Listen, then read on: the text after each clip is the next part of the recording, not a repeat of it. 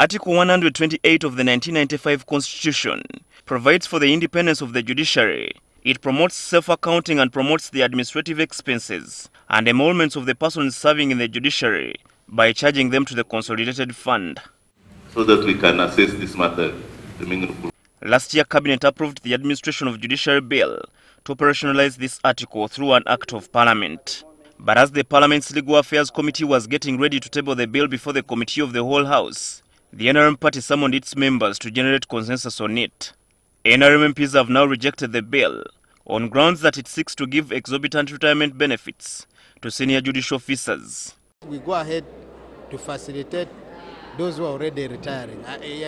We feel we shall be doing a disservice to this country, which, to me, honestly, look at a soldier, look at a police officer, look at teachers, look at doctors, look at nurses. Among the retirement benefits, the bill seeks to give a retired Chief Justice R a furnished house of 400 million shillings, a chauffeur-driven car or 200 million, fuel allowance of 2 million per month, security by the state or an allowance of 15 million, 2 domestic servants for 300,000 each per month, airtime of 235,000 shillings per month, among others. A retired Deputy Chief Justice will be given a furnished house or 380 million shillings, a chauffeur-driven car or 180 million, fuel allowance of 1.8 million per month, security by the state or an allowance of 6 million, airtime of 250,000 shillings per month, among others. For the Justices of the Supreme Court and Court of Appeal, each will be given a housing allowance of 300 million shillings and a chauffeur-driven car or 200 million shillings, among other favors. Let's be honest, what is the purpose of a salary? A definition of a salary, even if you look at it, is you earn what you worked for. Now when you're in retirement, what are you working for? Because we cannot hike salaries and then pension gratuity for the judiciary.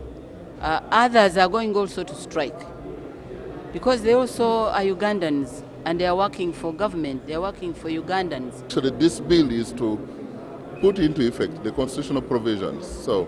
But it's not something you can rush members. I think it's good that members go stage by stage, and I think they have agreed to read more and consult more on a few aspects. Sources that attended the caucus told NTV that some MPs are still bitter with the justices of the Constitutional Court who rejected the extension of their term of office from 5 to 7 years.